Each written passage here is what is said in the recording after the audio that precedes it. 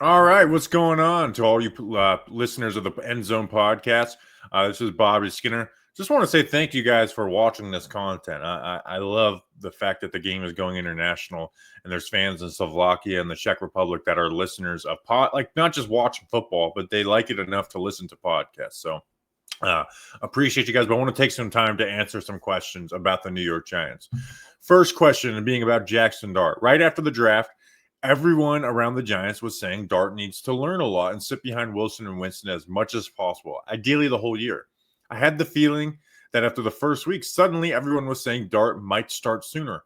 How do you see it, Bobby? Do you think it'll be hard for Giants management to stick to the plan and keep Dart learning on the bench as long as possible? I have two different answers. One, my opinion is the plan should not change. Preseason football you can only pass the test. Passing the test should not move you forward. Only failing the test should move you back because it is very basic and vanilla. So I would like to see him play at some point this year, but it would be about development, not because, oh my gosh, look how good this guy already is. From the Giants management side, I do think it's going to be very hard for them to stick to the plan. I really think that if the Giants season starts off slow, I think you're going to see Jackson Dart a lot sooner than people realize, especially Brian Dable has been very quick with that switch in the past. That I think if you ask me right now, is there a better chance of seeing Jackson Dart play in the first half of the season or the second half? I would say the first half. Question number 2. A year ago, you were absolutely in favor, Bobby, of drafting Malik Neighbors. This time, you preferred Abdul Carter from the draft class. The Giants have both. Who had the most impressive first camp? Which of them, in your opinion, has the greater chance to be a superstar at their position? I would say that Malik Neighbors had the more impressive camp, and they both were great. But Malik Neighbors at receiver just gives you more ability to be a star, right? It's just a much cleaner move where he's a great wide receiver every week. Where pass rush, you may face Lane Johnson, whoever, and they may slow you down. And now we're questioning how good are you, right? We know you're good, but how good are you? And I think Carter might run into some of that as a rookie, where Malik Neighbors stepped in and was one of the best wide receivers in the game. Question number 3. It seems to me that joint practices between two teams are the best thing about preseason. Why don't teams do it more? Why don't they have joint practices all 3 weeks when they have preseason game? What is the most important thing you've learned about the Giants roster during training camp? Oh, I might have messed that up. I think that the pass rush is going to be the way that they need to win games. It's as simple as that. We mentioned Abdul Carter before. If this Giants team truly is going to win games, it's because their pass rush of Abdul Carter, Brian Burns, and Kayvon Thibodeau, and Dexter Lawrence, I forgot about him, are the reason they win games.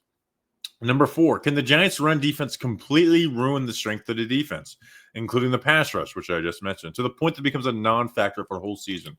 No, because at the end of the day, teams are going to have to drop back and throw the ball. But it can ruin the team because it shouldn't totally ruin the defense.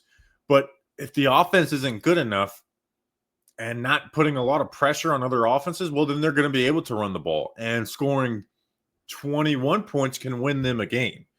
Where if this Giants had a high-flying offense, the run defense wouldn't be as much of an issue to be winning games. So it's not necessarily that it negates the pass rush, is that the run defense, and if the offense is struggling, can or even the offense being just below average, can negate the pass rush together. But I do think the run defense is the worst part of the Giants team.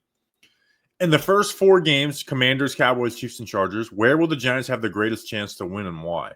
I really think it's the Commanders because they have a very untalented defense, and the Giants came close to beating them a couple times last year when that was not the case with the Dallas Cowboys, despite all their struggles. Now, the Cowboys are really untalented on defense too, but it's harder for me to predict them beating Dak when they haven't beaten Dak since 2016.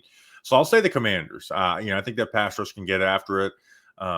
So Commanders week 1.